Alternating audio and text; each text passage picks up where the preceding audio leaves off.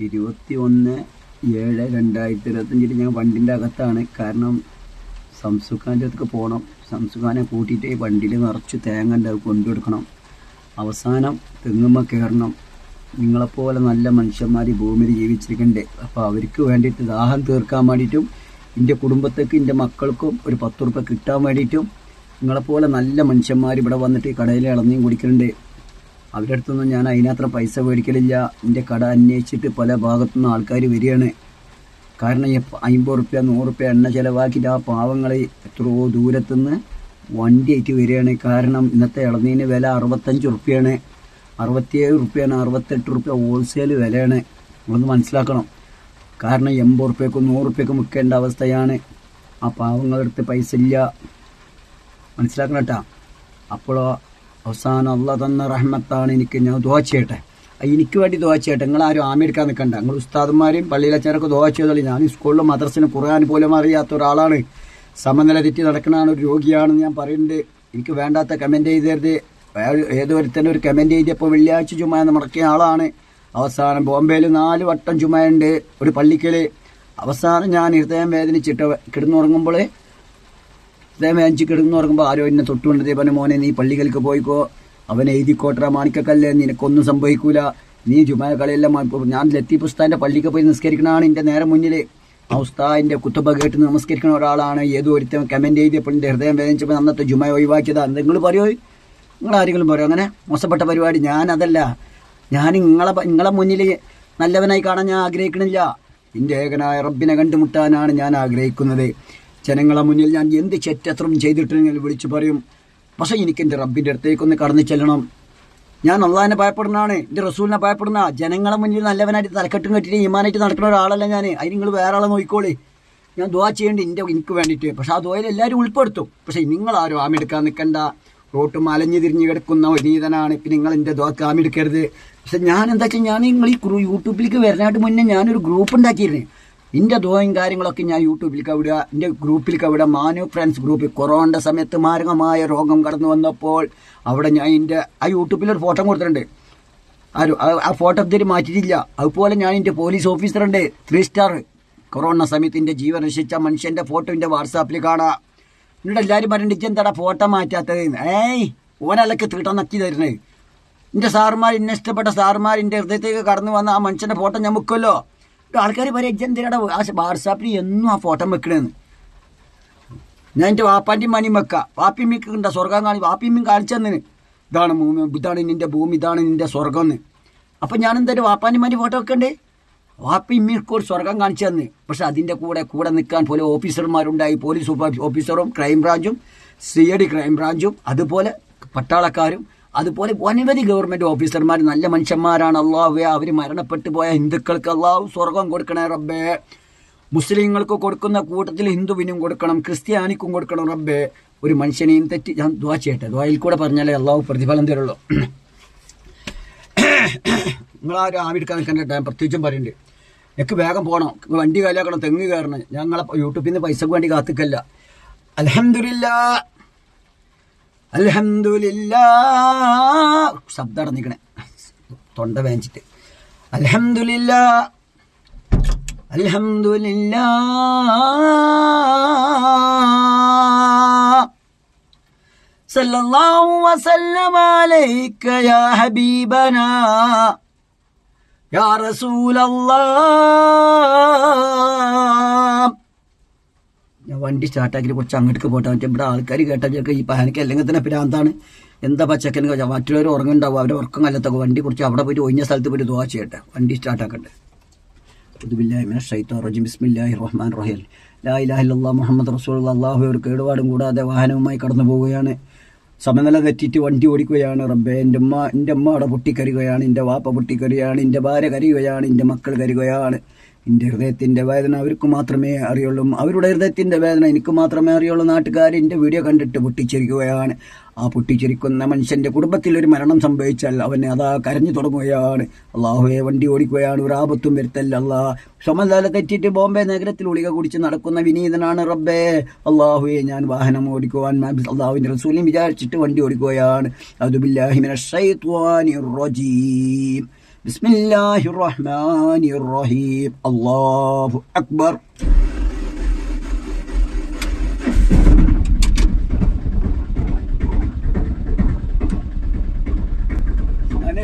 വണ്ടി എടുക്കട്ടെ, എന്താ പറയുക, ആൾക്കാരൊക്കെ എടുക്കണ്ടേ, ജനങ്ങളൊക്കെ പാടെ അള്ളാനെ കാണിച്ചു തരും.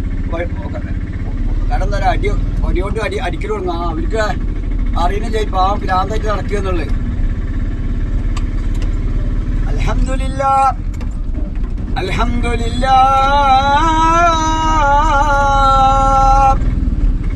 സല്ലല്ലാഹു വസല്ലമ അലൈക യാ ഹബീബനാ യാ റസൂലല്ലാഹ്.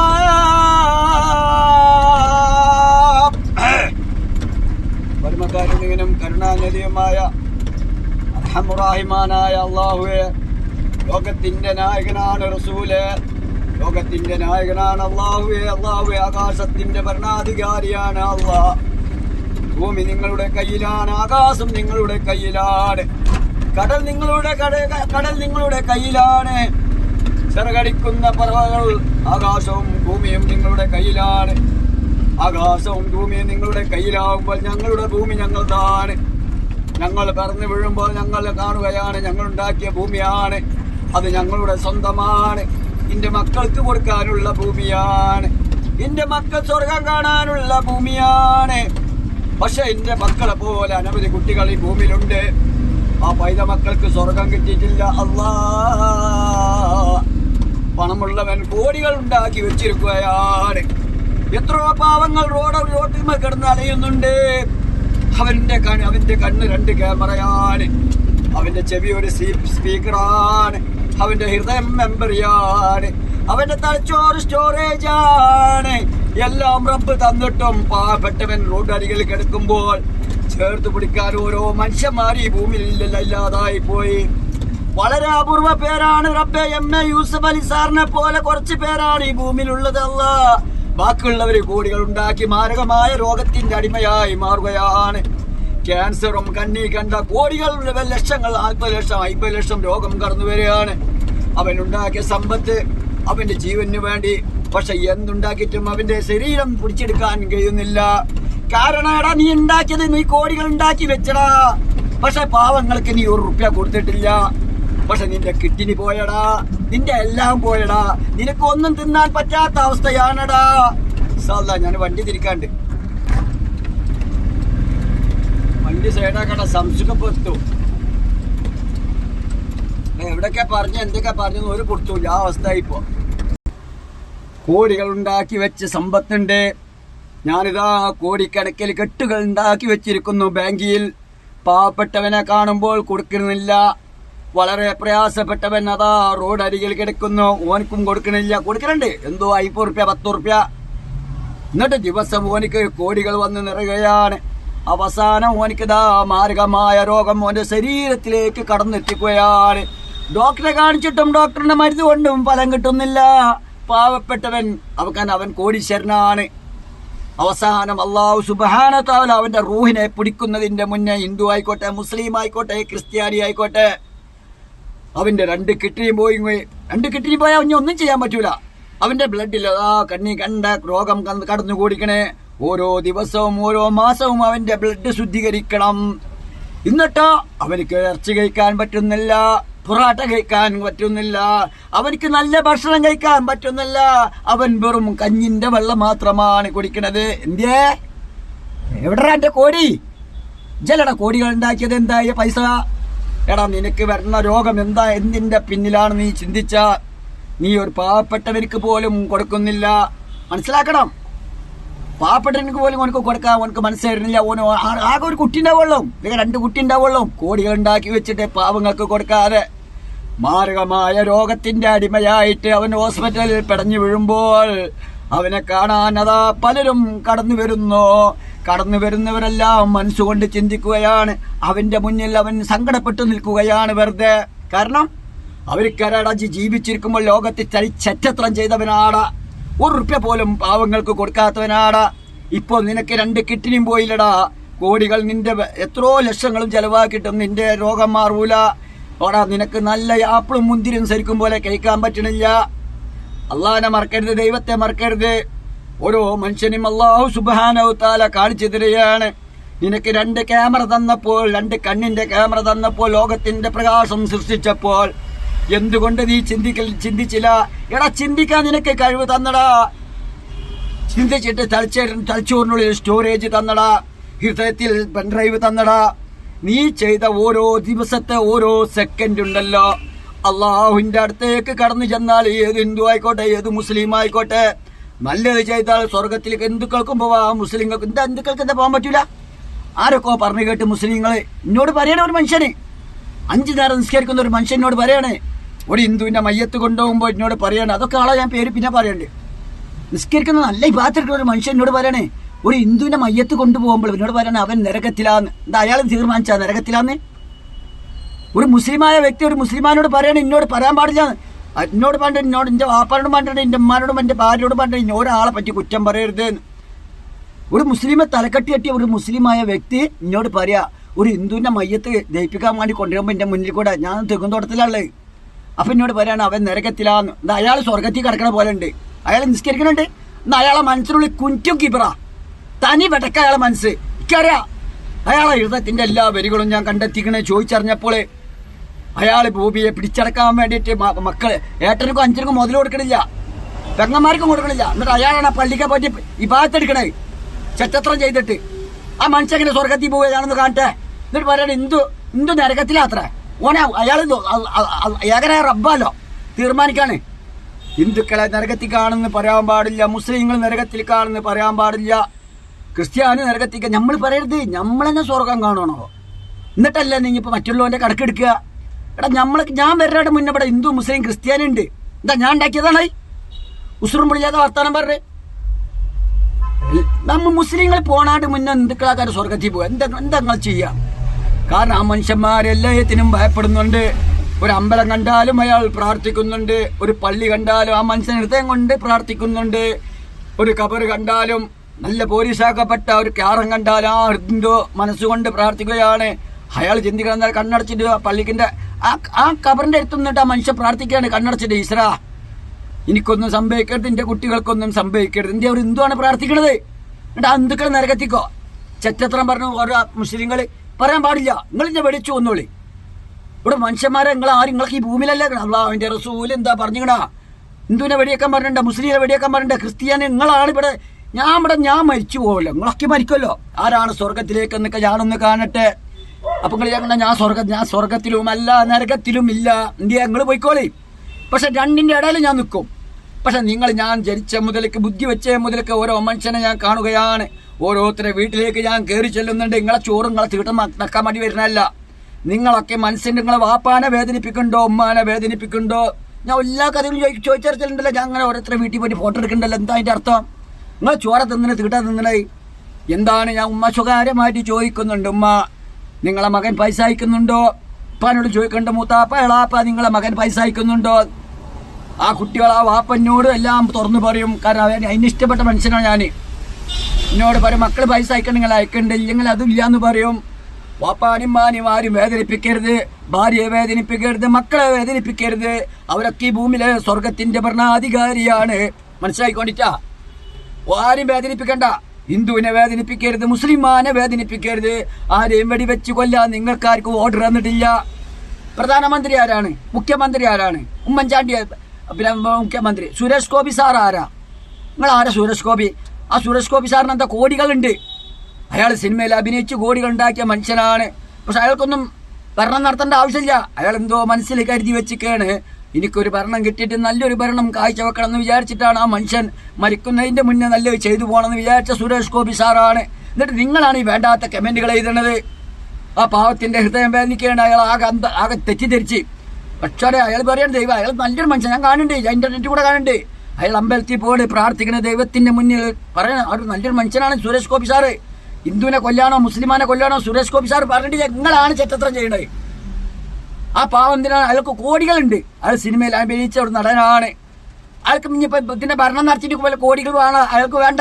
പക്ഷെ അയാളൊന്ന് മനസ്സോട് ചിന്തിച്ചിട്ടുണ്ട്, മരിക്കുന്നതിന്റെ മുന്നേ നല്ല കാര്യങ്ങൾ നല്ല ചെയ്തു പോകണമെന്ന് വിചാരിച്ച സുരേഷ് ഗോപിയാണ്. പിന്നെ എന്താണ് ഉള്ളിവട സുരേഷോ? ആ പാവത്തിന് നിങ്ങൾ വേണ്ടാത്ത തെറ്റിദ്ധരിക്കുകയാണ്. അവർക്ക് ആരാ ഭൂമിന്റെ ഭരണാധികാരികളാ? എന്നാണ് ഉള്ളി സുരേഷ് സാറിനെ പറ്റിയിട്ട് എന്തൊക്കെയോ കാട്ടിക്കൂട്ടുന്ന മനുഷ്യന്മാർ. പാവങ്ങളല്ല, അവരൊക്കെ ഒന്ന് കുറച്ച് ഭരണം നടത്തട്ടെ. നിങ്ങൾക്ക് കാണിച്ചു തരും. നിങ്ങളാ വേണ്ടാത്തത് കാട്ടിക്കൂട്ടിയിട്ട് ആ നല്ല ഭരണം നടത്തുന്ന മനുഷ്യൻ്റെ ഉള്ളിലേക്ക് കറ വരുത്തുന്നത് നിങ്ങളാണ്. അവരൊക്കെ പൈസക്കാരാണ്, കോടികൾ ഉണ്ടാക്കി. അവർക്ക് ഒന്നും ചെയ്യേണ്ട ആവശ്യമില്ല. അവരൊക്കെ നല്ല ഭരണം നടത്തണം വെച്ചിട്ട് ദൈവത്തിൻ്റെ മുന്നിൽ പ്രാർത്ഥിക്കുകയാണ്. അയാളുടെ ഭൂമിയിലേക്ക് സുരേഷ് ഗോപി സാർ ഇപ്പോൾ വന്നിട്ടുള്ളൂ. അയാൾ വന്നപാട് എന്തെങ്കിലും ചെയ്യാൻ പറ്റുമോ? സമയം പിടിക്കുമല്ലോ. നമ്മളൊരു വീട് വെക്കാൻ കൊല്ലങ്ങളോളം പിടിക്കുകയാണ്, ഭൂമി എടുക്കാൻ കൊല്ലങ്ങളോളം പിടിക്കുകയാണ്. നമ്മുടെ സ്വപ്നം നിറവേറ്റാൻ നമ്മൾ ഒരുപാട് സ്വപ്നം കാണുകയാണ്. അവസാനം പതുക്കെ ആവുമ്പോഴാണ് നമ്മൾ 5 കൊല്ലം 10 കൊല്ലം കൊല്ലത്തിനുള്ളിൽ നമ്മളൊരു വീട് വെക്കുന്നത്. അതുപോലെയാണ് ഭരണത്തിലേക്ക് കടന്നു വരുന്ന മനുഷ്യന്. പക്ഷെ നിങ്ങൾ വേണ്ടാത്തത് ഓരോന്ന് പറഞ്ഞും കൊണ്ട് ആ മനുഷ്യനെ ആ ഭരണത്തിൽ നിന്ന് ഒഴിവാക്കുകയാണ്. ചെയ്യരുത് മക്കളെ. നിങ്ങൾക്ക് ഓരോ മനുഷ്യനെ പറ്റി പഠിക്കുകയും MA യൂസുഫ് അലി സാർ ആരാണ്, നിങ്ങൾ പറയും. മോഹൻലാൽ സാർ ആരാണ്, മമ്മൂട്ടി സാർ ആരാണ്, നടന്മാരാരാണ്. പക്ഷെ അവർക്ക് പോലും അറിയില്ല അവരാരാണ്. അവരുടെ ഹൃദയത്തിലേക്ക് ആരാണ് കടന്നു പോകുന്നത് പോലും അവർക്ക് അറിയുന്നില്ല. അവരൊക്കെ നല്ല ഭരണം വെക്കും. മമ്മൂട്ടി കണ്ടമാന ആൾക്കാർക്ക് സംഭാവന കൊടുക്കുന്നുണ്ട്, നിങ്ങൾ അറിയണ്ട.